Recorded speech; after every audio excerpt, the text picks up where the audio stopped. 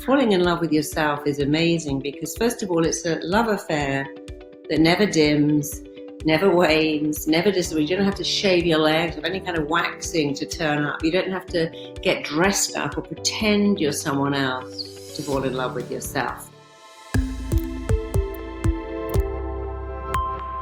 So I'm going to give you a crash course in how to run your brain in 25 minutes, and you really can do it. So I've always been fascinated by human behavior and how the brain works, and I've spent most of my adult life studying how the mind works, which is why I became a therapist. And I was very lucky because I got voted best therapist in Britain and got voted the best of the best in Tatler and in lots of other magazines too. And I only tell you that because that opened so many doors for me, and suddenly I'm being flown all over the world working with Olympic athletes and rock stars. And that was great for me because then I got a chance to really look at how people's brains work. And I was fascinated by how people who've got everything have a bit of a different mindset. I had two types of clients, those that had everything and loved it, and those who had everything and thought, how quickly can I fuck this up? And it was really interesting how their mind worked. So when I was studying to be a therapist, my teacher, who was very eminent, said to me, well, he said to the whole class, the mind is really complicated. It's extraordinarily complex. It takes a lifetime to understand and a lifetime to master. And I thought, well, how's that going to work then? Who's got a lifetime to work with their patients? Not me.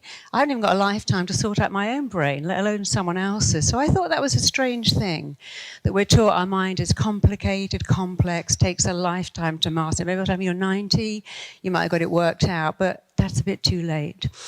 But I found three things, and in my own school, I've been teaching them to people who are now becoming extraordinary therapists too. So you need to know three things about your brain, and I'm going to tell you what they are, and you're going to put them into practice, and I promise you, it will change your life, and you can have pretty much whatever you want. So let's start with number one. This is how your brain works. It does what it thinks you want it to do. Sadly, it works off information you gave it once upon a lifetime ago when you were 6 or 10 or 15. But your mind is always doing what it thinks you want. It's always doing what it truly believes is in your very, very best interest. So if any of you here have got a habit you'd love to be free of, but guess what, you still got it? Your mind thinks, no, you don't really want to be free of that. And anyway, it's better for you to keep it. On the other hand, if there's a habit you'd love to acquire, like speaking in public, being really successful, believing in yourself, not eating junk, your mind thinks, no, it's in your best interest to keep that habit. And so everything I'm going to teach you today, I didn't learn from a book, I learned from my own patients. And I was told I could never have children and I just have to get over it. But I knew even then I wasn't going to believe that. And I'm very much known as a therapist. So when doctors can't get anywhere with their patients, they send them to me. And for a while, because I was told I was infertile and then proved that not to be the case, I worked with infertile women and almost always got them pregnant, usually by the very next cycle, even if they hadn't had a period for 10 years, because you really can feel miracles when you understand how the brain works. So doctors would say, okay, this patient has unexplained infertility. Well, what does that mean? It means I can't explain it. There's nothing wrong with their body. They have periods, eggs are fine, husband's sperm's fine, can't have a baby. So they'd come to see me and I'd usually regress them back. And they always came up with the same thing. Where are you? I'm 17. What's going on? Oh my God, I think I could be pregnant. My dad's going to kill me. I'm going to get thrown out of the house. I'll get kicked out of school. Where are you? Oh, I think I might be pregnant and I'm going to lose my job. Or sometimes you just go back to normal things, like saying to their boyfriend every month, for God's sake, don't get me pregnant. That would be a nightmare. And now the brain is very clear. You don't want a baby. God, no, you've used nightmare, hell, disaster, my dad will kill me. You don't want a baby. And now the brain is very clear. You don't want a baby. It's like, no, that was when I was 16. Now I'm 36. I've just spent 20 grand on IVF. I really do want a baby. But the mind doesn't catch up with you. We think we're so smart and our mind is so evolved, but it is often stuck in the past. So who here has done this? Who here has said, I'm dreading going to that meeting next Wednesday. Why did I volunteer to speak? I'd give anything not to have to go and chair the meeting, speak up, go. Anyone ever done that? Anyone notice that as that day comes around, they're sick? Because here's how the mind works. You say, oh my God, I volunteered to chair that meeting. I must have been out of my mind. I'd die if I've got to go on stage. I don't want to do that. And your brain's like, leave that with me.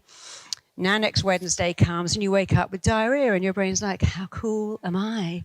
You can't even leave the bathroom, no, let alone go for that meeting. Who here has ever said, I'm so stressed, I'm pushed to the max here, I'm at my limit, what I would give for a weekend in bed just lying around? Your brain's gone, oh, do you want the flu? I could give you that tomorrow. Now there you are in bed. And of course, that's not what you wanted. But you've got to be very, very clear with the brain.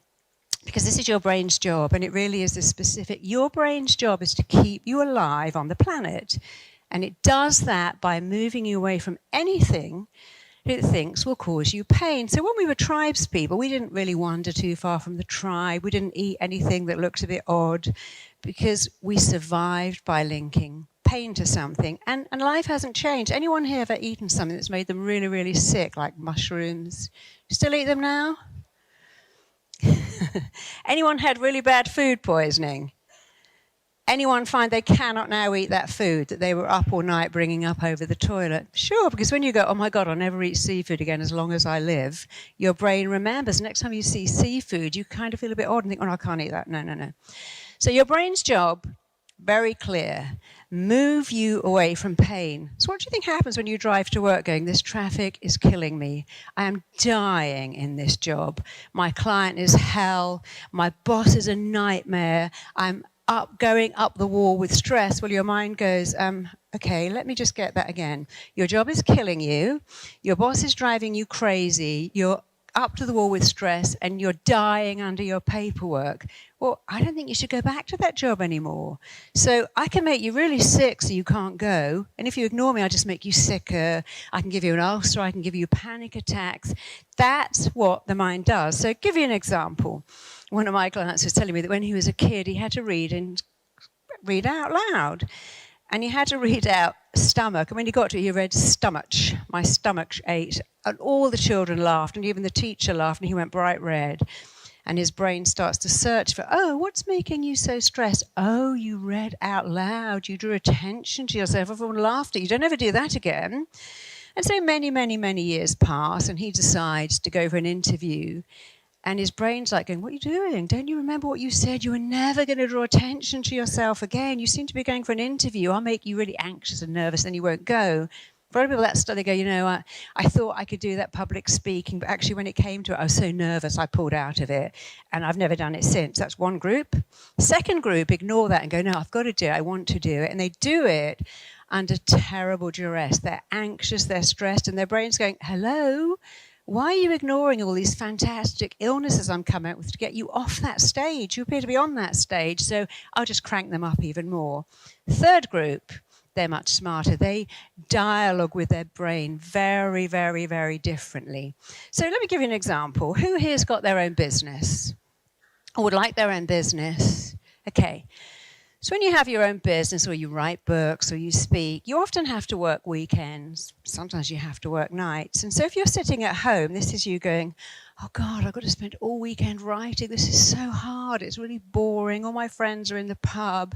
Your brain's like, you don't really want to do that. Why don't I have you tidy up your sock drawer for 3 hours and empty out your emails because you don't want to do that work. And you go, no, I've got to do it. I have to do it. It's so boring, but I must do it. And your brain's like, I'm going to distract you because your brain's job is to put up resistance if you don't want to do something. So it's really poor communication saying I've got to and I have to and it's really hard and it's dull. And it isn't just using words like this is a nightmare, this is hell, just saying this is so boring. Oh, this is so dull is enough to get your brain to say, move. So this is how you communicate with your brain. You say to it, I have my own business, I really want to do this, I have chosen to work through the night, I've chosen to do it, I've chosen to feel great about it because I've chosen to be successful. And your brain goes, you really want to work all night? Yep, I really want to work all night. And I'm going to say it excites me to work all night. It empowers me to work all night. It thrills me. My brain's like, yeah, I got it. Great. So instead of making you resist, I can just give you loads of energy and I can set you on fire and you can work all night because you told me you want it, you like it, you've chosen it, and you've chosen to feel great about it. So I learned this technique when I was working. I used to work on a lot of shows with very fat celebrities with the idea that we'd get them very thin. And one day we were working with some Marines in Wales, and the Marines were running up a hill. It was pouring with rain. They were running through sheep shit. They had half their body weight on their back, and they had a miner's light strapped onto their head. And so they're running, and the brain's going, yeah, this is a bit weird. You're running up a hill in the pouring rain. You've got a miner's light on your head. You've got half your body weight on your back. It's freezing cold, but you're singing. And of course, because the Marine's singing, the brain's like, yeah, well, I guess you like this stuff. I mean, you're singing, you must like it. I don't have to do anything because you like it. And that's why people sing when they're doing something difficult. Now, the celebrities, okay, here's the miner's light. They go, if you think I'm putting that miner's light on my head, you are out of your fucking mind. There's no way, excuse me swearing, I'm going to wear that. You think I'm going to run through sheep shit in the rain at 7 o'clock at night? I'm not doing that. And of course, they couldn't do it because they said, I'm not doing it. Whereas when you say, I've chosen to do this, I want to do this, this excites me, it empowers me, then you get what you want. So let me just move on to, how many people have done this? Thought I want some time off and got really sick. Let's go on to our next slide. Because this is not positive thinking. It's nothing like that. This is clear, specific, detailed, precise communication with your mind. And when you're detailed, you get whatever you want. Because your mind doesn't care. Your mind doesn't care if what you tell it is good or bad, right or wrong, healthy or unhealthy. It just believes it. So who likes to have proof that everything I'm saying is true? Stand up and let's have a little bit of proof. So I want you to remember this. Your mind does not care what you tell it. If it's positive or negative, good or bad, healthy, unhealthy, it just goes in. So I want you all to take your left arm and I want you to point your left arm out like that. And all you're going to do, have a little rehearsal so you don't poke out your neighbour's eye. All you're going to do is that. So you might need to come forwards or out a bit. So all I want you to do is everyone take their left arm and I want you to take it as far back behind as it will go. Push it to where it is. Now look over your shoulder and just notice where your left arm is. That's all you have to do. Notice where it is. Bring it back. Drop your arm down again. Close your eyes. And you're going to have a bit of amazing proof now. I want you to tell your left arm in a minute, when I repeat this exercise, you will go a third further. You are super flexible. You're like Play-Doh. You're like elastic. You're like a bendy doll. And you are going to go a whole third further. And now I want you to see all the muscles in your shoulder like spaghetti, cooked spaghetti. So believe your arm is super, super, super flexible. See it going further. And now tell it, you will go a third further. Don't move it yet. See it going further. Tell it to go further. Open your eyes. Lift up your left arm and just watch as it goes a whole third further when you do it again because you told it to. So now you have the proof. You can never again go, I'm rubbish at this. I can't do that. I knew I'd get that wrong. I knew I'd mess that up. We're going to do another one, so stay standing up. These are all fun. So we'll just do one more. It's nothing humiliating or embarrassing. It's all cool. Just put your hands by your side and put your feet together and close your eyes.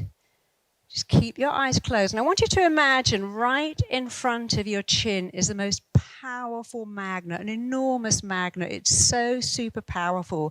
It is pulling you forwards, forwards, forwards from the chin. Your whole body is leaning, tipping, hinging. Your chin is moving forwards. Your shoulders are moving forwards. You're bending from the waist. Your knees are locking. You really, really want to come up onto your tiptoes as that magnet pulls you and pulls you and pulls you. And now I want you to imagine it's changed position. It's gone right to the back of your head. And this time it's pulling you backwards, backwards, backwards. Your head is going backwards. Your shoulders are going backwards. Your knees are locking. Your toes are trying to come into the air as that magnet pulls you backwards, backwards, backwards. And finally, it's gone to the left of your left shoulder. Your whole body is pulled over to the left by this powerful, powerful magnetic force. You're like a weeping willow in the wind, and you are pulled over to the left more and more and more. And now just open your eyes and take a seat. because there's no magnet. That's your mind, how powerful your mind is. I would really love it if they teach this stuff in school, because once you know how powerful your mind is, now it's your fault. Before you can say, I didn't know better, it's not my fault, I describe myself as an idiot. Now you know better, and it is your fault. So you're not allowed to do that anymore. No more diminishing yourself. So let's just do one more. You can all see that lemon, can't you? Put your hand in front of your mouth, just like that. Close your eyes. And I want you to imagine that you're holding half of a big, fat, juicy lemon. It smells like the most best lemon smell ever. You can feel that great lemony, waxy thing, and you can inhale it, and you can really feel this juicy lemon. Now open your mouth and cram that lemon in there. Shove it in and start sucking it and biting it and chewing it. And just go to work on that lemon. And of course, what's going to happen, or what's happening, is that your mouth is filling up with saliva right now to a thought. And open your eyes. Thoughts are things. Whatever you think, your body agrees. The mind says yes, the body says yes. It doesn't really work the other way around. So you've got to say yes to better stuff. So how many of you do this? I just got a new PA. She's amazing. But every time she said, oh my God, I wanted to die when I got the job with you. Oh, this boy just asked me out. I want to die. And I'm like, I don't think that is going to work out until you stop using that word. So who says it's hell in Tesco's? It's a nightmare on the M25. My commute is killing me. Put your hand up if you use any of those words or ever have in your lifetime. Sure. And you have to change that and just go, well, it's a challenge in the traffic. It's a little bit boring being in Tesco's, but it's not hell, because you respond to the picture. So let's go straight on to step 2, because it figures in very well. The first thing about your brain does exactly what it thinks you want it to do, what it thinks is in your best interest, and what you told it years and years ago. And it's up to you to change that and go, yeah, I didn't want to draw attention to myself when I was 12, but now I'm like 52 and I really want to draw attention to myself. I want to have a great business. I want to ask for a pay rise. I deserve it. I'm worth it. I matter. I'm significant. Because the second thing about the brain is, and this is really interesting, it responds to 2 things. Only 2 things. There's nothing else. It responds to the pictures you make in your head and the words you say to yourself. So a patient rang me up last year and went, could you help me? I can't merge. And I'm like, what does that mean? Because I can't merge. Because I've got these companies all over England. I have to drive from London to Manchester, Edinburgh. And I have to go on all the A roads, B roads, because I can't merge on a motorway. But now I've got to give people lifts, and I can't tell them I can't merge. I'm like, oh, come in, you'll be merging in 24 hours. It's fine. But as it happened, I had to drive to Manchester with my husband, and we were driving back really early in the morning. It was still dark, and it was raining really badly, and I had to overtake a juggernaut. And I was thinking about my client, thinking, wow, what that must be like not to merge. And as I thought about it, I thought, oh my God, I can't merge. I'm halfway past this lorry, and I have forgotten how to merge, because I'm thinking his thoughts and seeing his images, and I had to very quickly stop and go, come on, you know how to merge. You put your foot down, you follow the curve of the road, and you say, I can do it. And then I got back into the inside lane, and I thought, I could wake my husband up and say, baby, you've got to drive now because I can't merge. But I thought, this is silly. Of course I can merge. But, when you take on someone else's words and thoughts, you start to feel like them. So I'm flying to Spain to see a client, and I'm in the queue to get on the plane, and this woman is crying hysterically. Her husband's begging and pleading, come on, babe, get on the plane. They're gonna, and the staff are going, well, she's not getting on the plane, and we're taking off her luggage because she's not getting on the plane like that. And I'm like, oh, no, it's going to be a disaster. I'll help her out. I would have helped her. And I said, listen, what is the matter? She said, I can't get on the plane. I'm like, why not? And she went, well, look at it. That looks like a flying coffin. And I'm scared that if I get on, I'll never get off. And I'm like, oh, right. Well, that would make anyone scared, calling a plane a flying coffin. You could call it a flying sofa, maybe. But flying coffin, that's not a great word. And so I asked her a few questions and said, what did you do yesterday? And she looked at me. I said, I know what you did. She said, what? I said, you did all your laundry, didn't you? She went, how did you know? And I said, because people who think they're going to die tidy up their house. She goes, yes, I always do that before I go on a plane. And then I usually can't get on it. I said, look, you don't even have a fear of flying. You have a fear of not being in control, but I'm going to fix it. So I was telling her this story that I took my daughter to Disneyland, and I thought we were going on a little ride that went like that, and it actually went like that and like that. And my brain was being thrown around my skull. My daughter was screaming because she hated it. And I thought, well, I could scream too, but that's not going to help her. So I started going, oh, yay, this is fantastic. I love this. This is amazing. I really didn't. I can't tell you how much I didn't. But it confused my brain. And then it confused her brain. And she was going, yay, I like it too. When we got back, she said, did you like that, Mummy? I'm like, no. But I wanted to confuse myself. She goes, oh, Mama, you confused me because I thought you loved it. So I'm telling this woman this story going, okay, we're going to get on the plane. I'm going to hold your hand and we're going to pretend we're in Disneyland. We're going to go, I love this as the plane takes off. And we're going to go, yay, this is great. So I explained her a lot of things. We got on the plane, I held her hand. And as it took off, she looked at me and went, oh, my God, this is like, why is it this easy? I'm like, because it is this easy. Your brain responds to two things, the pictures you make and the words. And when you go, yay, this is fantastic, you have a different reaction.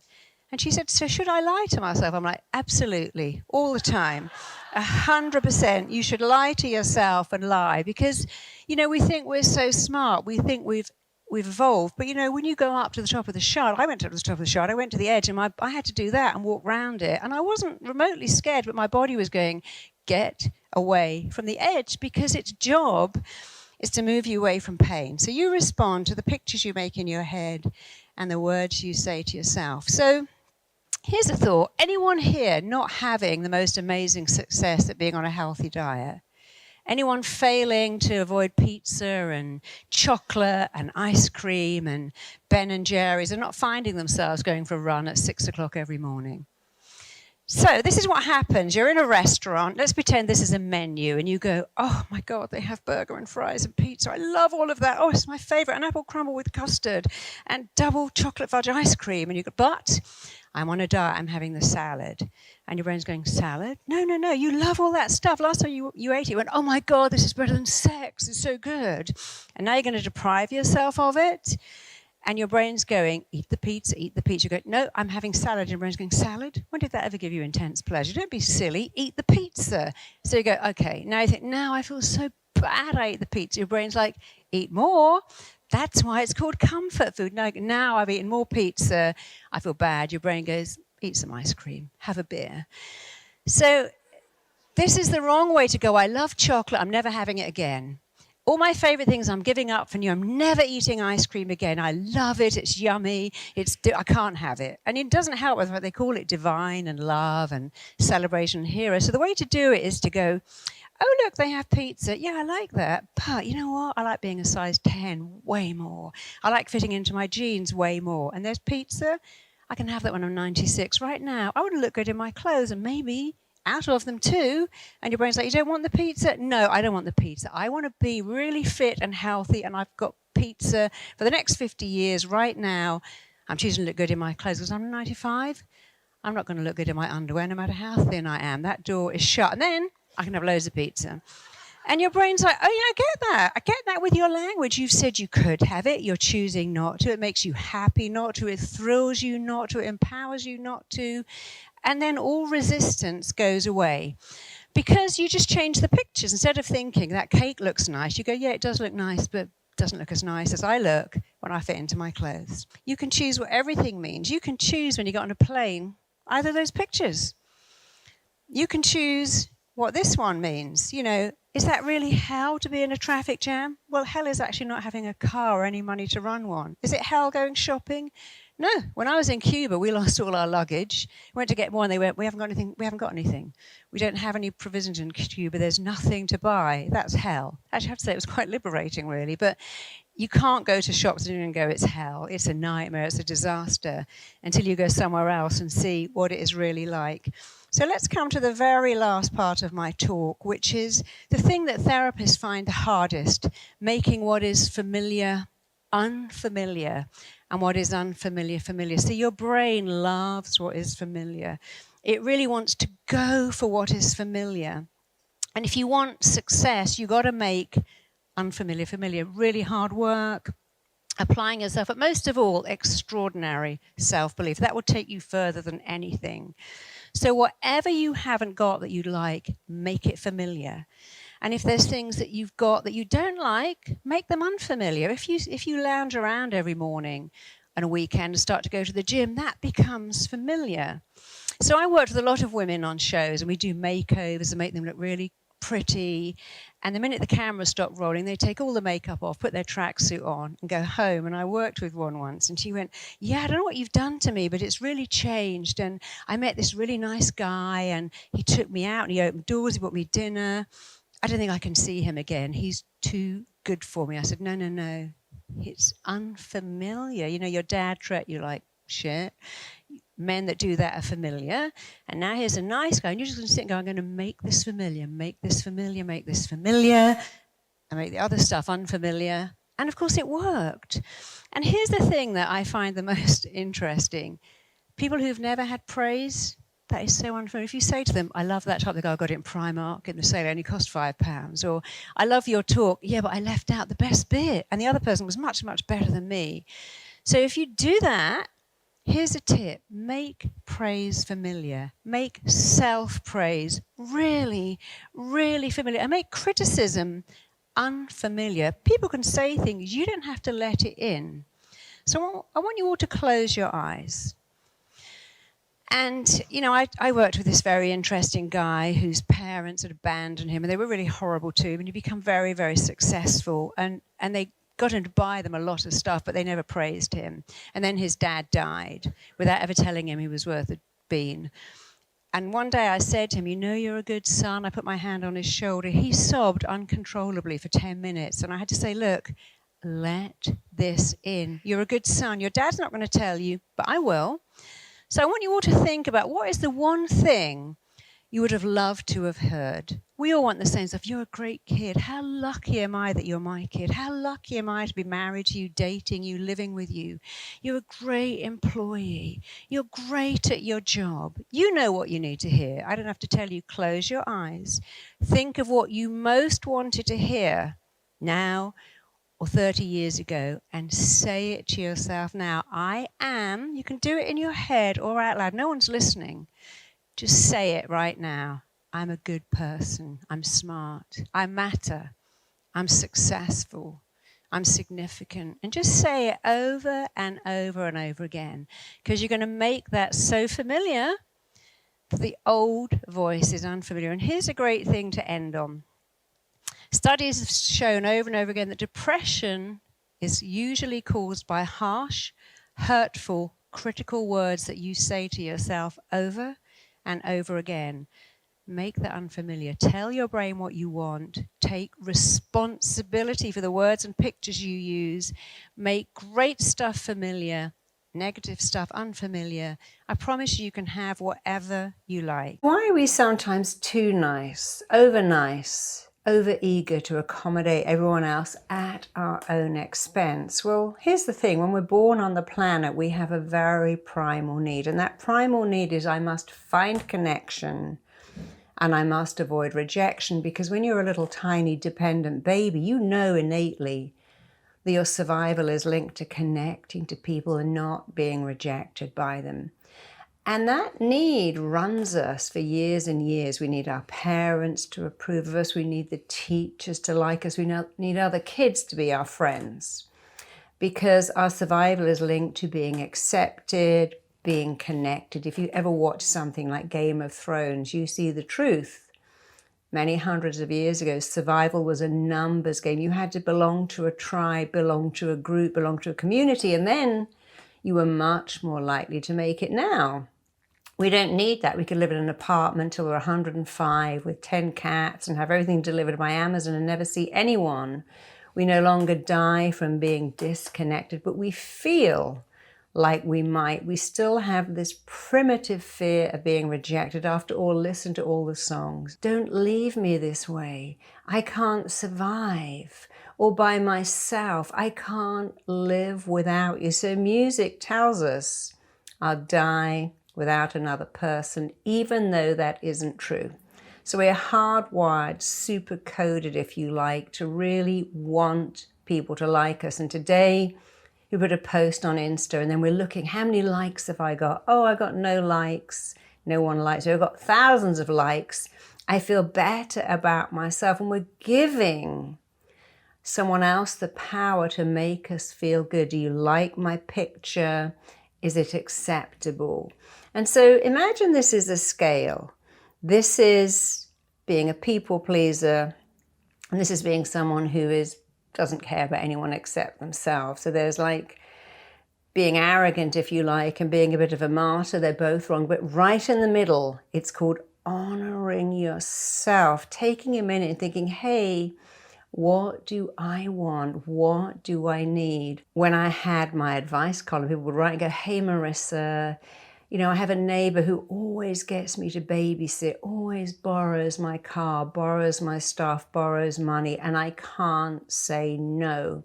I go out of my way to give people a lift and they never give me petrol money. Why can't I say no?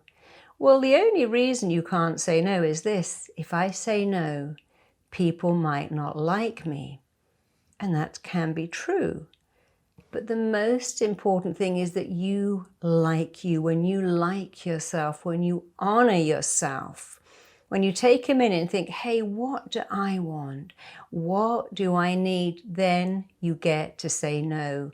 Because people say to me, there's someone in my office, I so admire him. When we're saying, hey, we're having a collection for someone in the next office. And they go, well, I don't even know that person. Sorry, I'm not going to do that. I don't know them. I don't want to do that. They go, I really like that person. Well, why don't you be the same? Oh, I couldn't, because you might not like me. I said, but you just said you like the person that has the courage to say no.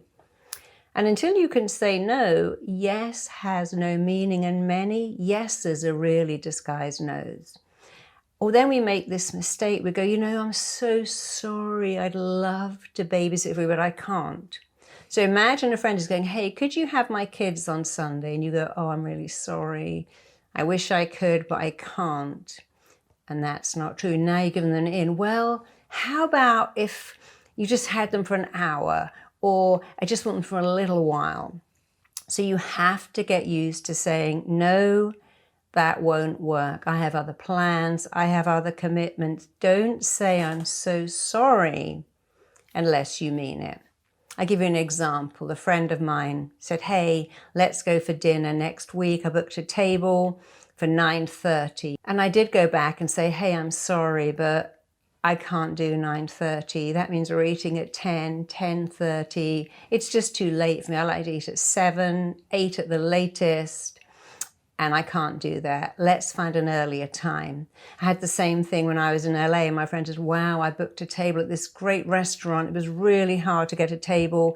It's at 10 o'clock on Saturday. And I said, I can't do 10 o'clock on Saturday, but why don't you come to me at 7 o'clock and I'll make dinner? I found a way around it. But if you're always saying yes and then you go and you don't want to go, and the next day you think, why did I even agree to that? You feel annoyed with yourself, not the person who asked you. So people pleasers are trying to please other people, but the downside of that is in pleasing someone else, you get upset with yourself because you didn't say no, you didn't say that doesn't suit me, that's not going to work for me, that's just not convenient, I'm busy, I have other plans, or I just can't do that. You have to get used to saying no, to say it with conviction, to say it with certainty, to say it in a way that doesn't allow someone to go, oh, you said I'm sorry, I wish I could, I really want to, but so I can come back and convince you. Let's imagine someone says, can you lend me money? And you go, well, I wish I could.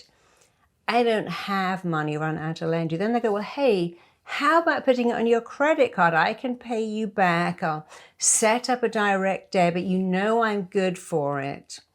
And because you said, I wish I could, I really want to, but you've allowed them to keep going. You have to say, no, I can't lend you money. That just isn't possible.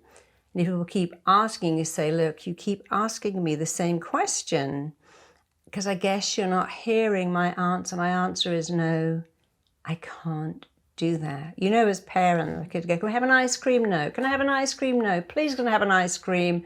I really want an ice cream. You go, oh, okay, have an ice cream. Because when people ask and ask and ask, it becomes harder and harder to say no, unless your no has conviction and certainty. Years ago, my daughter's going, hey, Mum, can I watch this program? I said, no, it's really too late. You have school tomorrow. Well, Mum, how about if I go to sleep immediately it finishes and I get up early? No, it's too late. You can't watch TV at 10 o'clock on a school night. And she kept asking. And I said, darling, I really admire all your different ways of asking, but however you ask, the answer will always be no. So then she said, well, can we record it? I said, absolutely. And you can watch it tomorrow. So you got to let your no be no. You've got to learn how to express your no. Don't feel shame or embarrassment or guilt or regret about saying no. So babies find it really easy. Toddlers find it so easy to say no. And where does that go? Well, it becomes buried under this need to please everyone. We have this belief, I have needs. And if I please you, you might meet my needs to feel I matter. If I run around and do stuff, buy stuff, if I give so much, if I'm a really amazing person, giving, maybe you'll give back. The problem is that other people see a giver as someone who wants to give. Oh, they love helping out. They'll always say yes. That person, they love helping. And that may not be true. You may think if I give to you, you'll give back. But some people are givers and they encourage other people to be takers. When I had my column, people would write in a lot and say, hey, I lent my brother money. I lent my cousin money. And they have never given it back. Have you asked for it back? No, I don't want to ask. Well, the problem is if you don't ask, your cousin thinks, oh, well, they never asked for that money back. They clearly don't need it. If they wanted it, they'd say, hey, I need it back now. Please repay me. And so you may have an idea of what someone else is thinking, feeling, believing, that when you give so much, they will feel an obligation to give back. But that simply isn't true. Many people think, well, you love giving. And I don't. So really look at why you're giving. And if you're not doing it for the right reason because you love giving, but you're doing it to make other people give back. Let's imagine you buy extravagant gifts for people, but they don't buy extravagant gifts for you because they think, well, you like that. I'm not a gift person. I don't believe in it. Then it's not going to work. So I'm a great believer that we push people as far as they allow themselves to be pushed. Many years ago, I lent someone a really nice outfit and I asked her for it back and I asked her for it back. And finally I said, look, I really need that back this weekend. I'm going somewhere and I need it. And she sent it back in a taxi. I had to pay the taxi fare and she hadn't even cleaned it. And I thought, wow, I'm just never going to do that again. I learned something.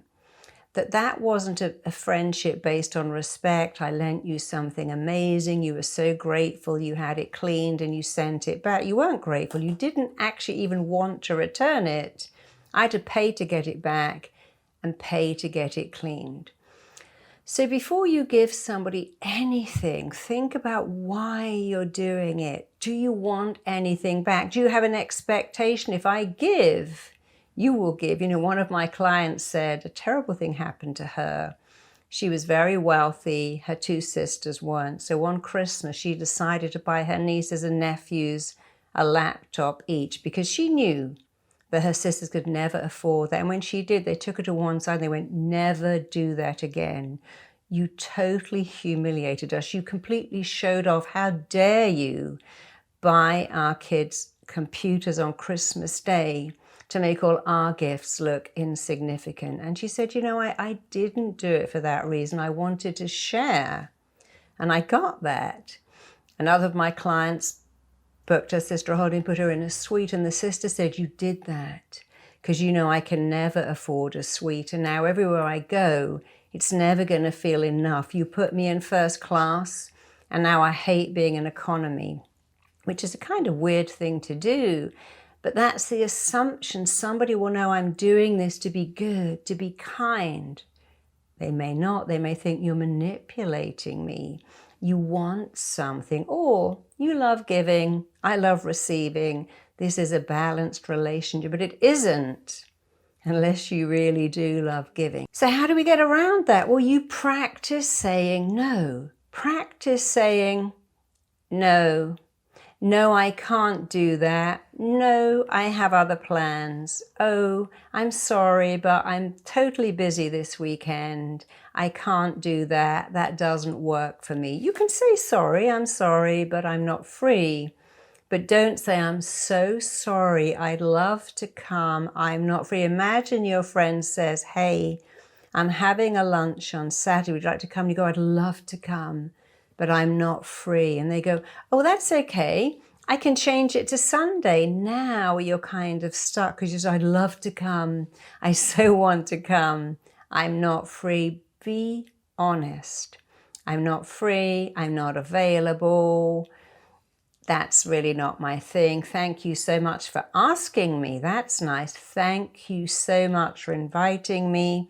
Thank you so much for asking me. I simply can't attend. When I was giving day talks, I'd often be said, drive to the hotel, stay the night, and the talks would begin at 8 in the morning. And if I got there at 6, I would say, oh, let's have dinner with all the people. And that was hard for me. So I took to turning up at 10 o'clock at night and going straight to my room because I just didn't have the bandwidth to have a dinner that went on, lots of drinking. And so I learned to say when they said, hey, we booked you to speak on Saturday, 8 in the morning, but turn up on Friday and have dinner with everyone. I say, I have commitments on Friday. I can't get there till 10. And sometimes I got there at 10 and dinner was in full swing and I'd say, well, I'll have coffee, and that was just fine. But you have to think, what works for me? If it doesn't work, say no nicely, say it firmly, say thank you so much for thinking of me, but I'm just not free, I'm not available. You can say, I'm sorry, I'm not free, but don't ever go, I'd love to come, but I really want to do that, but I'd love to lend you money, but of course I'd love to babysit your kids, but I'd love to have your animals all weekend, lend you my clothes, lend you my car, lend you my house.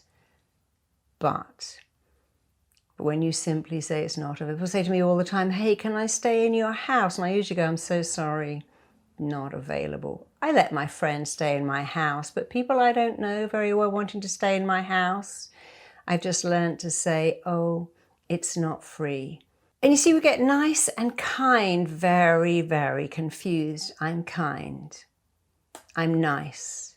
But I'm not over nice. I don't put myself last. I don't do things for others that will cost me unless I really want to. I love helping people. I love helping people out. But when people say, hey, you're in London, can I stay in your LA house? You're in LA, can I live in your London house for 3 months? I say, no. Recently I was in America and somebody wrote to me and went, hey, in lockdown, can my gardener live in your flat for 3 months? And I'm like, oh no, I'm really sorry. My daughter's actually coming in and out of my flat, which was half true and half not true, but I just didn't feel comfortable having a gardener and his family move into my flat because sometimes people don't move out again. You can do something incredibly kind, let someone live in your home, lend them stuff. Sometimes, not always, but sometimes that can really, really backfire, especially when you can't say no. So boundaries are very important. Think about what you want. Do I want to lend people money? Do I want to lend people my things? I want to lend someone my car who's going to crash it and I've got to pay the insurance. Do I want to lend someone my home? Do I want to look after people's kids and dogs and pets? You know, not long ago, somebody called me and said, hey, could my daughter be an intern with you for a week or two? And I didn't really need an intern. I said, yeah, sure. And they said, hey, well, can she stay with you as well? And I'm like, well, no, that's not really going to work. I can't have an intern staying. So I said, no, I'm sorry, that she can be my intern for 2 weeks if she'd like for experience. But unfortunately, I can't accommodate her, put her up and feed her every day. because that just wouldn't work. But you see, when you're nice and you say, oh, sure, yes, of course, I'd love to do that. People think, well, you said yes, so let me ask you for more. Let me ask you for more and more and more. And sometimes that's your fault for not going, no, no, no. You can be extremely kind, but kindness does not mean you can't say no. You can be very kind and you can say no in the kindest, nicest way. And so when someone asks you for something and you're not sure, the best thing to do is say, oh, can I get back to you? I'm in the middle of something, or another call coming in. I'm just running out of the door. Let me call you back.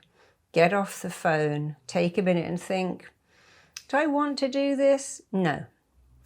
How would I like to say no in a way that ensures that I am heard?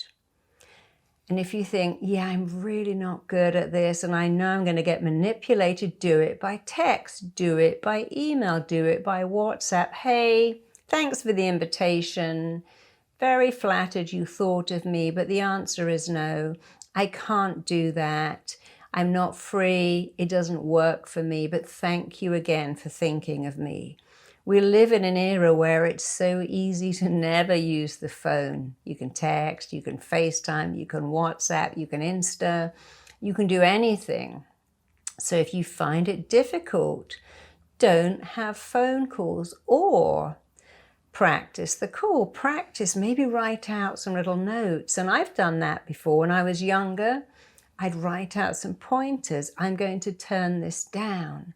And I'd write it out and I'd get myself ready, take a deep breath, make the call. Hey, thank you so much. I've thought about your offer. Sadly, I can't do it. The answer is no. I'm afraid I have to turn this down.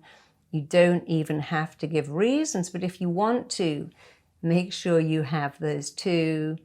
And it's what I call the sandwich technique. When you're using the sandwich technique, the bread is the complement. So you start off with the bread. Hey, thank you so much. I was really flattered that you invited me to this event.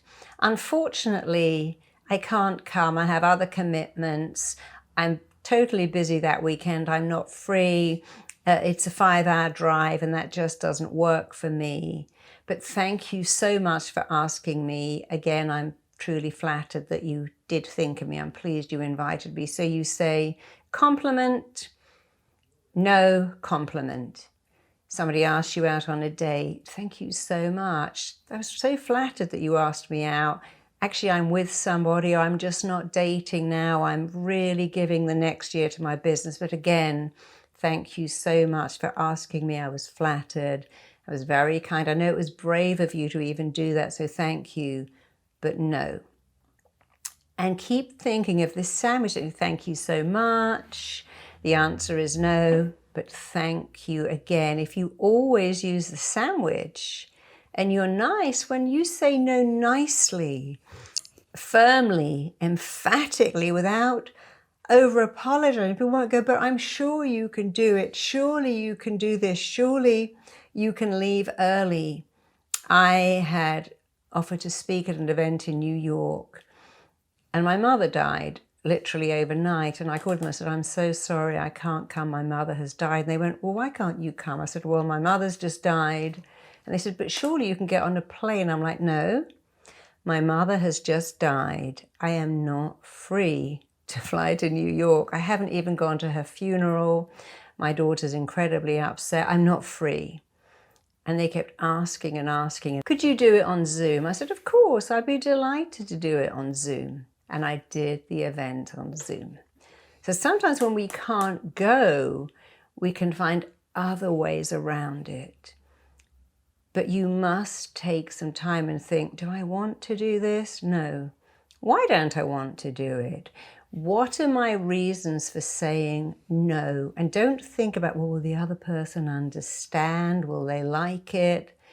What are your reasons for saying no? And just express them. And I promise you, even if the other person doesn't like it, you will feel so good about yourself, because the most important relationship you'll ever have is the relationship with you. And when you can't say no, you don't like yourself enough. And certainly other people don't like you more when you say yes and less when you say no. They often admire you more when you say no. So if you're saying yes too much to be liked, please remember, the person who has to like you the most, the person who's liking you will affect you and impact you the most is you. Say no. Feel very comfortable saying no. After all, if you were a parent and you said yes to your kids all the time, do you think you would do them a favor? No, they would learn no boundaries. They'd expect everyone to say yes. They would manipulate people into saying yes, because you do your children no favors when you can't say no. And understand you have a right to say no. You have a right to have a different opinion. You have a right to say, oh no, that's just not my thing. Many years ago, I was attending someone else's talk, and this girl put her hand up and said, you know, the problem is I binge and I'm destructive. And he went, oh yeah, you just don't love yourself. And what you have to do is love yourself, and then you'll be fine. And then he went to the next person. I'm like, but you didn't tell her how to love herself. And most people have no idea, A, that they don't feel lovable. And even if they do, they just don't know what loving yourself means. And that's not surprising, because in order to love yourself, there's a particular technique. I'm going to take you through it today. We're all going to do it. Because when you can love yourself, your life changes beyond recognition. You know, you're going to be with yourself for the rest of your life. And if you don't love yourself, imagine being married to someone you don't like and going, well, I'm going to be sticking with this person for 60 years. That's really hard. But you having a relationship with you forever. And if you fall in love with yourself, it's a whole new world. And falling in love with yourself is amazing, because first of all, it's a love affair that never dims, never wanes, never disappears. You don't have to shave your legs, have any kind of waxing to turn up. You don't have to get dressed up or pretend you're someone else to fall in love with yourself. And here's the big problem with love in the modern world as I see it. We form these beliefs. In order to get love, I have to earn it. I got to be good. I got to be beautiful. I got to have shaved legs or a really successful job. So I have to earn love. I have to run after love and chase love and try to find love. And then I've got to work so hard to keep it. And none of that is true. Love is not to be chased, to be worked for, to be earned. It's not to be bought or paid for. And it's a great shame that in the Western world especially, we attach all these conditions. I'm lovable if I've got thin thighs and big hair. But what if I've got big thighs and thin hair? What does that mean? I'm not lovable? No, it doesn't. But when you read magazines and watch TV shows, we fall into this trap of what lovable is. So we all want love. And, you know, I went through my formative years not really feeling lovable at all. I didn't feel very significant to my parents. They had their own unhappy marriage. I felt hideously ugly. And I didn't feel particularly bright or gifted at anything. But I had one person who believed in me, my grandmother. And I always think if you have one person who believes in you, then that's enough. But I also had myself. And as I got older, I began to believe in myself. And my life changed dramatically. But let me take you right now into, first of all, why we start to lose our lovability and how to get it back. So cast your mind back, if you are parents, to the day your baby was born. Or if you're not parents, think about any baby you may have met. You know, I used to push my little girl along the street in a stroller. I think Australians are like Brits. They say pushchair, so I can go back. So used to translate everything to American. I used to push my daughter along the street and people would come and go, oh my God, she's so lovely. She has the longest legs. Isn't she cute? And she never went, don't look at me. I got a bad head. I've got milk spots. She would just kick her little legs and gurgle. And of course, when you are born, for all of us, the first thing that happens after we take a breath is that people come and look at us. The doctor looks, checks everything is there. The nurses look, mum looks, dad looks. Maybe you're a single mum. People then come to visit you, and the first thing is, let me see the baby. Oh, what a great baby. and they look in the crib and they tickle their tummy, hold their little finger, stroke their hair. And no baby, to my knowledge, ever says, please don't look at me. My nose is leaking, my butt's leaking, my ears are leaking, my eyes are leaking, I'm vomiting. They just lap it up because we are all born with a belief, I am lovable. And if you've ever got a kitten or a puppy, you'll see the same thing. I took a kitten in that had its tail burnt off. And it never for 1 minute thought it was less lovable because it didn't have a tail. It didn't know anything else except to think it was lovable. It would wind itself around my leg, come and lie on me, climb up right onto my shoulder, and it was tiny because it thought it was lovable, and it would turn up on my lap and go, here I am, and your job is to see I'm lovable. And a baby will do the same thing. Here I am, and your job is to celebrate that I'm lovable. And only if you kick that cat or push it away or kick that puppy or constantly say to the baby, I'm busy, go away, stop bothering me, why are you so naughty? Do they form a different belief? Oh, no, perhaps I'm not lovable. These people shout at me, they don't like me, they don't celebrate me. Because a baby is born expecting to be celebrated. No baby says, gosh, my mum is really tired and my dad's working a night shift, so I shouldn't really wake up in the middle of the night and disturb them. No baby says, my mum went to Whole Foods and bought this organic broccoli and I don't like it, but I should eat it because it might upset her. Babies are focused on their own love. They spit out food, they throw up all over their brand new dress, your brand new dress. They wake you up when they want to be woken up, and they fall asleep when they want to fall asleep. And they expect to be celebrated. And the very good news is you came onto the planet fully expecting to be celebrated. And many of us, including me, weren't celebrated. We heard the other stuff. What's wrong with you? Why can't you do that?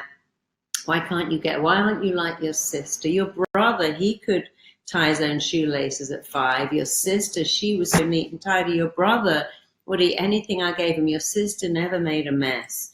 Or maybe your cousin or your friend, and we start to get compared, and the comparison chips away at our belief that we're lovable, and we start to think, maybe I'm not. And then parents say these weird things to children. I love you because you're so clever. I love you because you're so smart. I love you because you're good. And you see, when you label a child, you limit them. Even a good label, I love you because you're beautiful. You know what the child hears? And if I wasn't, you wouldn't. I love you because you're clever. Right. And if I wasn't, you wouldn't. I love you because you're good. I worked with a girl just in April who had absolutely suicidal depression. She turned up on my course and kept telling everyone she wanted to kill herself. And so she came up and we had a look at her history, and she said that when she was born, her mother told her this story. Oh, your brother, he was such a terrible baby. He got everything wrong. He was up all night, slept all day. He nearly killed me. He was a nightmare. He was a problem child. And she heard, gosh, well, if he nearly killed her, I can't come along with him. I must be good. And she was so good, always good. Was a good girl, never made a fuss, never made an issue, got good grades, tidied the house, didn't date boys, and then married and was still a good girl and was trying to be so good it was actually killing her. And in that one session, we removed the need that she must be good because it was affecting her marriage, her parenting skills, and her relationship with her parents, who were both teachers, by the way, and wouldn't just tell her she must be good. They'd come home and say, oh, we have this one child in the class. What a joy it is. This child is so clever, so smart, so kind, so good. And so she heard this message a lot. So when you label a child, you limit them. I had a stunningly beautiful girl who came to see me. She said, I just can't find love. I don't know what's wrong with me, but can't find love. Every guy I date never wants to see me again. They all disappoint me. And she was very pretty. And men are superficial, sorry, but in the beginning, we go for looks. That's not enough to keep a relationship. But the fact that she didn't get a second date was a little odd. And when I took her back, she went back to the same scene over and over again. Her dad would sit her on his knee and go, nobody will ever love you like I do. You will never, ever find anyone to love you like me.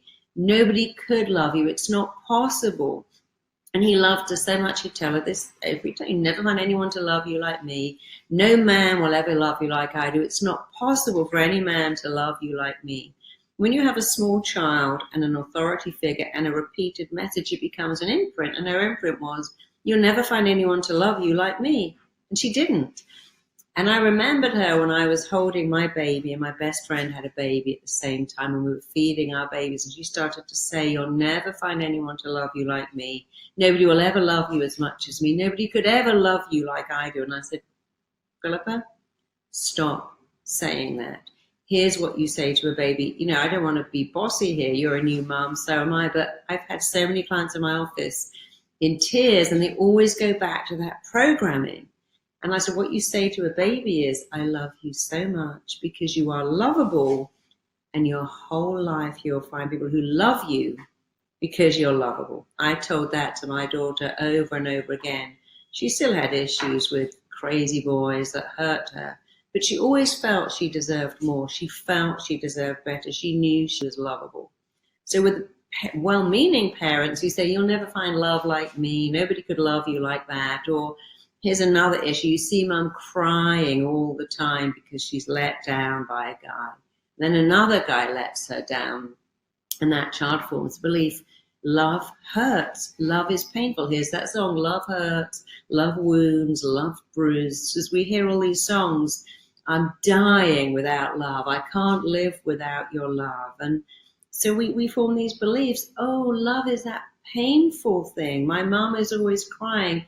My dad is always fighting, saying, you trapped me, this is hell. Maybe your mother is saying that. Be very careful here about doing this gender stereotyping. I know we have people who are in love with the same sex. My children's godparents were gay because I knew they'd be great godparents because they decided not to have their own children, and they are to this day. So it doesn't matter what kind of love you want. It's not about the gender, it's about your belief. And then we have a third one. So we have the well-meaning parents who say you'll never find love. We have the parents whose own love relationship is a car crash, and we look at that and go, oh, I don't want that. Oh, I'd rather have my own than have that. And then people say, you know, oh my God, it killed me when that relationship ended. I'd rather die than go through it again. Then we have group 3 where people say, well, you know, if you keep eating cake, you'll get fat. Nobody will love you. If you keep doing that, you won't find love. Don't ever let that person see you walking around like that with uncombed hair and hairy legs, because they won't like that. And my mother said that to me one day. My boyfriend was saying, I was in a dressing gown. She went, oh, get dressed. He won't love you if you look like that. I said, no, he will love me however I look. But both my mother and grandmother said to me, quick, run upstairs, do your hair, take off that dressing gown. He won't love you if you don't look perfect. And then we have far worse things. One of my clients said her father said, well, no one's going to love you. You're like your mother. You've got nothing to offer a guy. So we get this message. And then we get an even worse message from magazines. You get love if you're perfect. If you look, magazines do so much damage.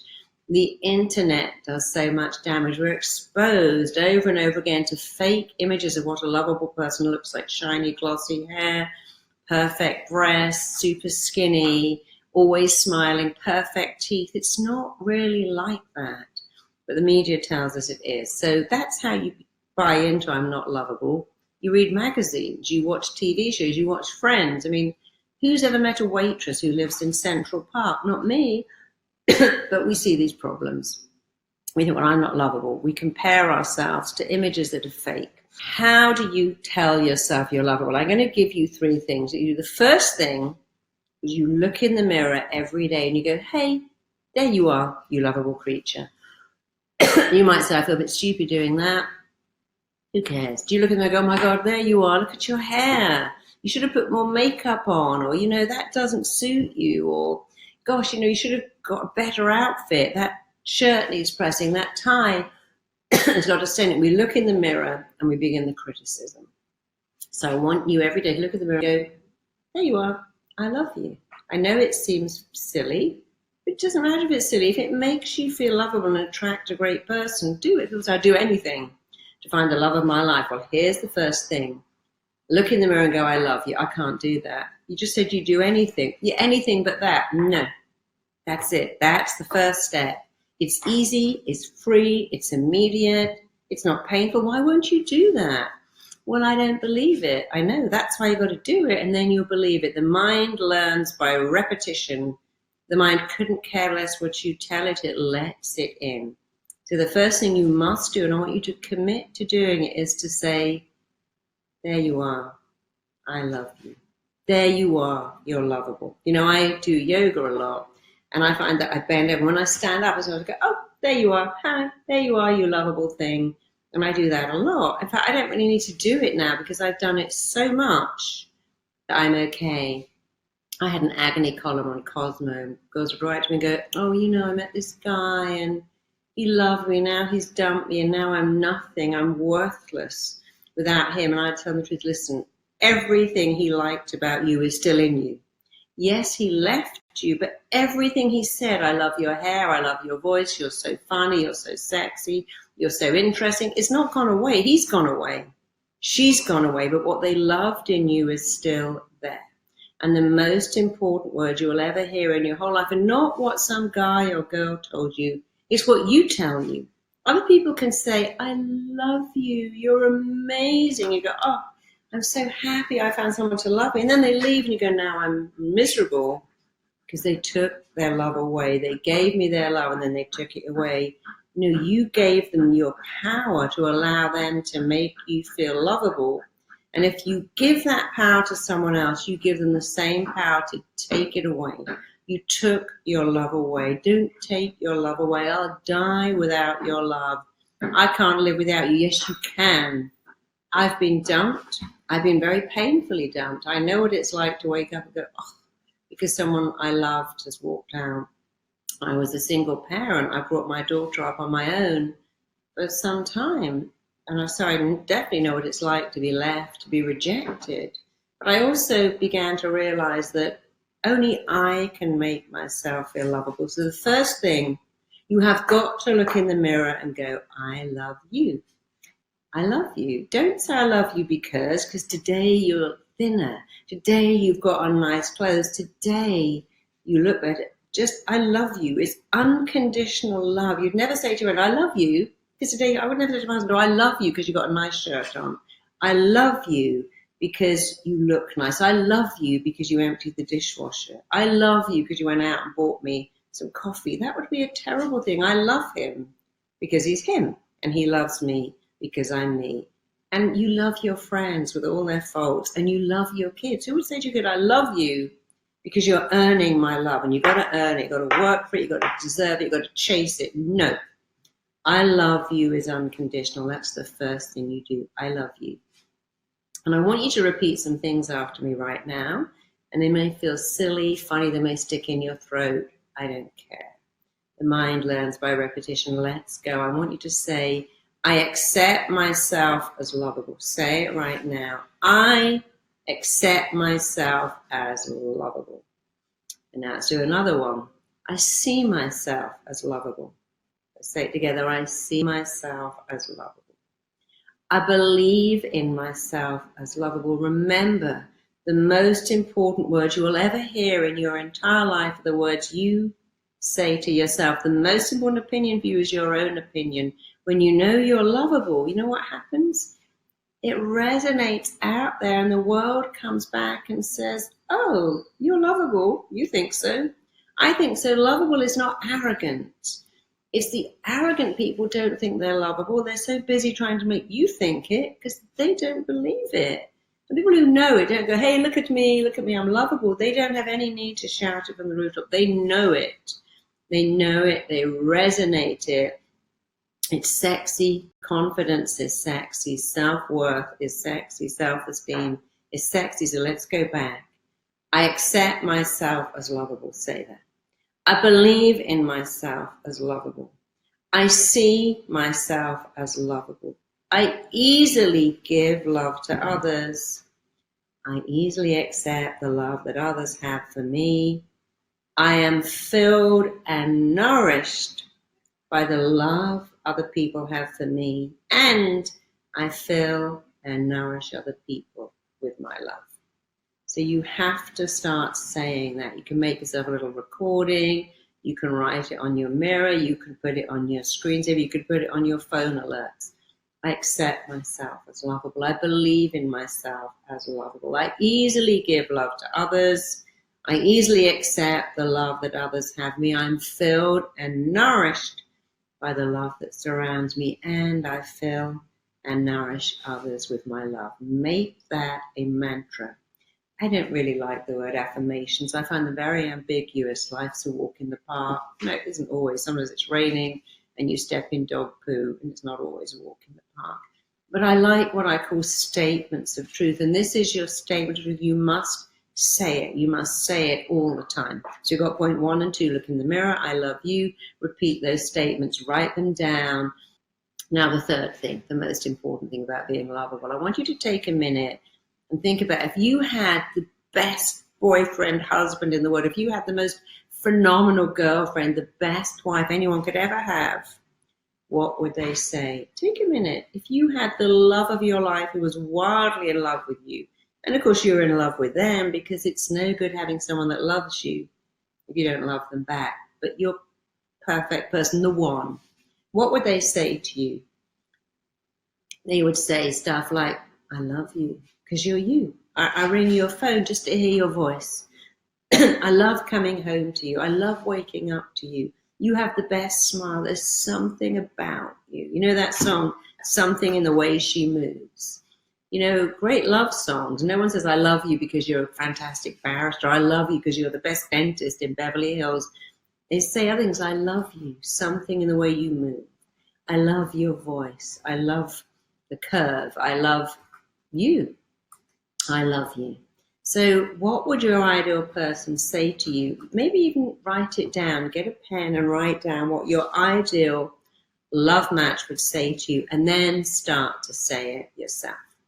I love you. I love waking up to you. I love coming home to you.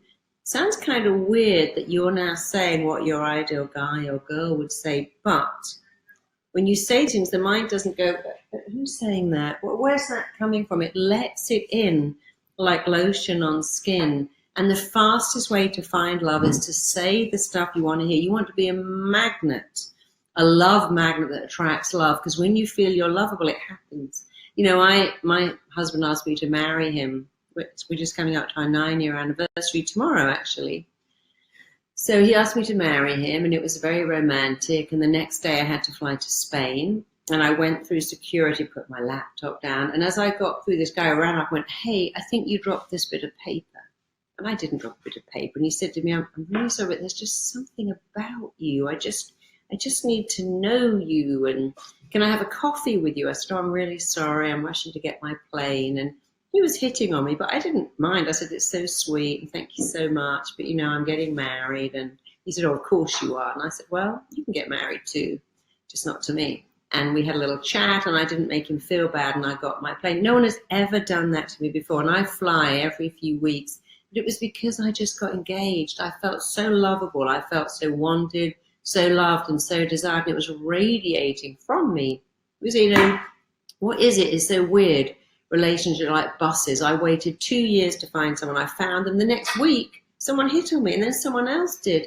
Because you feel lovable if someone loves you, but that someone has to be you. So I want you to think about all the great things you would hear and say them to yourself. You know, I see people do this. I hate Valentine's Day. I hate it. You know, I can't bear seeing all those women walking home with flowers. I haven't got any flowers. Send yourself flowers. Send yourself a card. I've had many Valentine's Day without stuff. I buy myself something. I go, yeah, I'll send myself a Valentine. I see that with my daughter and all her friends, that, oh, if I don't have someone on Christmas Day, on Valentine's, on New Year, you have got someone. You've got you. A lifelong romance begins with you. It doesn't end with you. So that's how you know you're lovable. Praise yourself. There is nothing that will build your self-esteem like praise. Don't let someone else do it. You look amazing in that dress, but you look really horrible in those pants. No, it's you. Don't give anyone else permission to make you feel lovable or unlovable. You do it. Look in the mirror, say those things, give yourself the praise you always wanted. And if you're going on a date, before you go, stop and go, I'm lovable. Yeah, these clothes are great, but I'm lovable. I am lovable, lovable, lovable. If you want to go and talk to someone in a bar or on the street or on a bus stop, take them and go, I'm lovable. I'm a warm, good person. Love is all around you. It's everywhere. It's in the street. It's in the store. It's in a bus stop. I'm going to end very quickly with, Cosmopolitan asked me to make a recording on being lovable because I was their agony aunt. And I did. And people wrote to me and said, just the weirdest thing. I listened to that recording, and the next door neighbor came up to me. I'd lived next to this guy for 4 years. I'd never even seen him. He'd never seen me. And suddenly, I don't know, the stars collided. He was in my way. I was in his, and we're together. Someone else, I listened to that recording. I went to my supermarket, and someone came up and went, I'm really sorry, I don't do this, but there's just something about you. And can I talk to you? Can I have a coffee with you? And so many people got married from that recording because it made them feel lovable. Whatever you focus on, you get more of. When you focus on you're not lovable, you get more of it. When you focus on I'm lovable. So if someone that you love has left you, remind yourself everything they loved about you is still there, and you can find another great person. But in order to find love, don't change your hair, your weight, your shape, your size. There's one thing you need to find love, one. And here it is.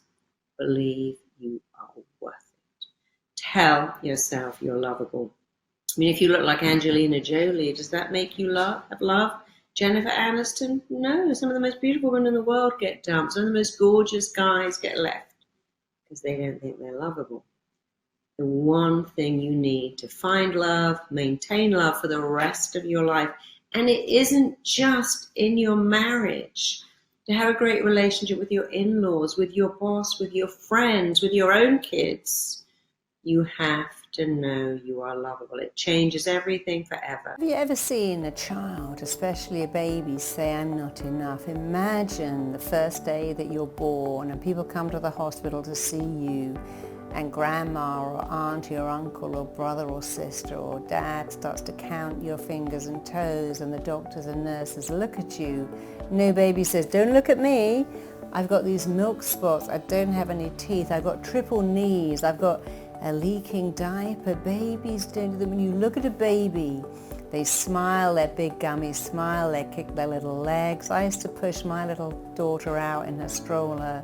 People were going to go, wow, what a gorgeous baby. And she never looked away. She would smile, her big gummy smile without any teeth, and kick her little legs with her triple knees and her chubby ankles. And she joined in with them and going, hey, yeah, look at me. Aren't I the cutest thing? And many of us find that hard to even believe. Really? I came onto the planet and I liked attention? Absolutely. In fact, babies demand attention. They cry in the middle of the night. They grab hold of your leg. They insist you pick them up because they have a belief that runs them, and it's this belief, I am worth it. So all babies are born with this belief, someone is going to come and meet my needs. Babies will cry for hours because the belief is someone is going to come and take care of me, feed me, change me, hold me, love me, be with me, because I'm worth it. No baby says, well, I'm not a rich baby, so I don't deserve love. I don't have designer clothes, I don't have a flat stomach, don't have a thigh gap or bikini bridge. They don't even know what that is. No baby says, I'm not attractive, I'm not smart, I'm not worthy, I'm not enough. No baby says, well, I'm just a stupid one. I just have this self-sabotage. I destroy everything. So it's important to understand that even if you may have forgotten, you were born like every single baby, wired to make it. That's why a baby falls down, they get up. They fall down, they get up. They learn to feed themselves. They learn to go to the bathroom. They get it all wrong, but no one says, yeah, you know, I never really got to grips with that going to the bathroom thing. It was just so complicated. I just gave up. No one does that because babies are wired to keep going, to keep going. They are like magnets wired to succeed at walking, talking, speaking, feeding. And you learn half of what you learn in your entire life before you're 5 years old. And that should be amazing, except many of us learn way before we're 5. Oh, my mum's unhappy, so I'm not enough. My dad's left, so I'm not enough. My mother prefers my brother, I guess I'm not enough. I'm not smart enough. I'm not worthy enough. I'm not good enough. You know, one of my clients said the minute she was born, her mother would say, oh, I wanted an angel, I've got a devil. She's the devil. She's up all night and sleeps all day. She'd be the death of me. She said it in a very joking way. She loved that baby, but the baby picked up, oh, you wanted an angel and you got me. People say, oh, your baby's so cute. Come back at 2 a.m. You can have it. He's not cute. He's a nightmare. He's the devil. You have no idea what he's like. Or we change the baby's nappy, go, ugh, this is so disgusting. Oh, yuck. And we forget that babies who are pure sensation pick that up. They pick up our voice tones. They pick up everything. People holding the baby on the hip go, yeah, well, she nearly killed me. I almost died giving birth to her. She ruined my body, ruined my relationship. So often parents say weird things like, I love you so much, I could eat you. That's a really weird thing to say to a baby, I love you so much, I could eat you. But we never stop to think about what we're saying to our children. And often we say these things to protect our child. Don't do that, it will all go wrong. Don't ask for that, you'll never get it. I want, doesn't get. Don't show off. Don't draw attention to yourself. Who are you to ask for that? Don't put your hand up all the time. Don't take the attention of other people. And most of our parents do that because they really want to protect us. They're acting off their own limiting beliefs. So when you start to label a child, you're the greedy one, you're the noisy one. Oh, this is my problem child. I was in the park with a friend and she said, this is my problem child. She loved that child. She had 4 children. This is the problem child. And I did have to say very nicely, don't keep saying that in front of him, because you know you are wiring him to become the problem child. That is now his identity. And so adults do it to protect us, to keep us safe. They do it as a joke. They do it because they think it's funny. But they pass on these limiting beliefs. People pass on limiting beliefs from parent to child to the next child. And then we begin this negative self-talk, this negative dialogue. I can't. I shouldn't, I mustn't. It's greedy to ask, it's greedy to want. Who am I to have more than other people? I shouldn't ask for more. People won't like me if I ask more. Nobody will like me if I'm different. I shouldn't show off. I should keep everything in. Don't cry, don't have a tantrum, don't make a fuss. And the problem is that this is bad enough on its own, but then we develop this limiting self-talk. I better not ask, I might not get. I shouldn't demand, I'll seem greedy. I better be nice. I better be good. I better please everyone else, because the only way I can get my needs met is to make other people happy. And we have these beliefs that really belong in our childhood. And it's such a shame. But at any time in your life, you can change your beliefs. You can upgrade them and find new ones. You know, I've upgraded my phone. If I hadn't, I'd still have this old Nokia brick. I loved my Nokia brick, and I thought, actually, I don't want that anymore. I think I'll have a BlackBerry. I think I'll have an Ericsson, and now I have an Apple. I don't even know what number it is, but I upgrade my phone every time a new, better one comes out. And that is exactly how it should be with your thinking. Upgrade your thoughts. Leave behind the ones that don't work. Don't carry around an old Nokia brick that isn't even charged and go, well, I don't know why this doesn't work. It worked 10 years ago. I'm just going to keep pressing the buttons, because it's gone. You've upgraded it. And it's really time to upgrade your thoughts, upgrade your beliefs, upgrade the way you talk to yourself, the way you talk to yourself. Your self-talk and your self-dialogue will define who you are, where you go, and what you do. Yes, someone else could go, hey, you're just the best thing in the world. You're the hottest thing. the smartest thing, the kindest thing. I could say to my assistant, you're the best assistant I've ever had in this company, you're the best. By the way, could you work all weekend? Could you stay late? Because you see, dialogue can manipulate people. So when other people praise you, they might just have an agenda. They don't always, sometimes they do, but when you praise you, there's no agenda, it sinks in. Whatever you say, good or bad, right or wrong, your mind lets it in. In fact, your mind doesn't care, and it doesn't even know if what you tell it is good or bad, right or wrong, useful or useless, helpful or not, empowering or disempowering, true or false. And since that is true, you might as well begin to tell yourself amazing things. You see, you make your beliefs, and then your beliefs turn right around and make you. So imagine this: I always mess up. I always get things wrong. I always blow it at the last minute. I seem to forget the most important things. When it comes to talking to people, I go bright red, I break out in a sweat, I panic, and I don't know what to say. Now these are words, and you can choose to say them, but you can also choose to say, I'm phenomenal. I always know what to say. The right things come to me. I'm so at ease around people. I just have a knack for making things work. My life is extraordinary.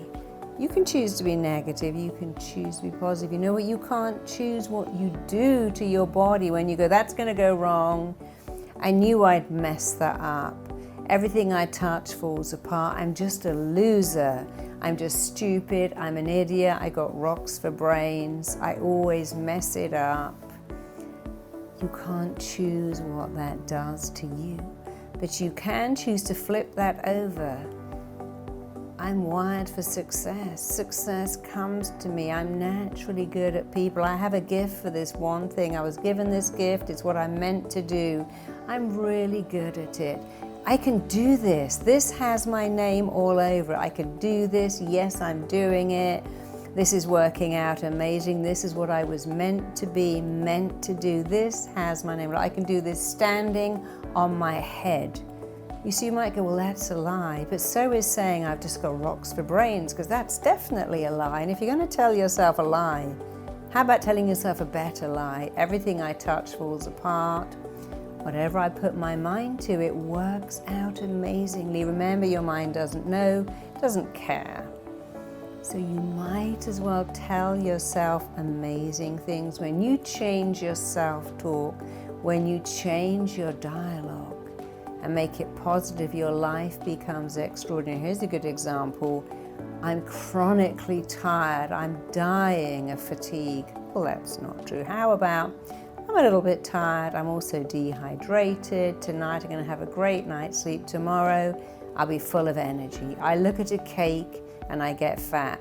That's a lie. Why not say, I look at a cake, I don't even like cake, but on the odd times I eat it, I just burn it all off because I've got a fabulous metabolic rate. You're beginning to see that you get to choose. Check out my next video here. Play the only part we've ever known, and then you make that part your own. Where you go, you know what? I think it's time for a new part. I was told I could never ever have children. My whole RTT training was based on being told I couldn't have a baby.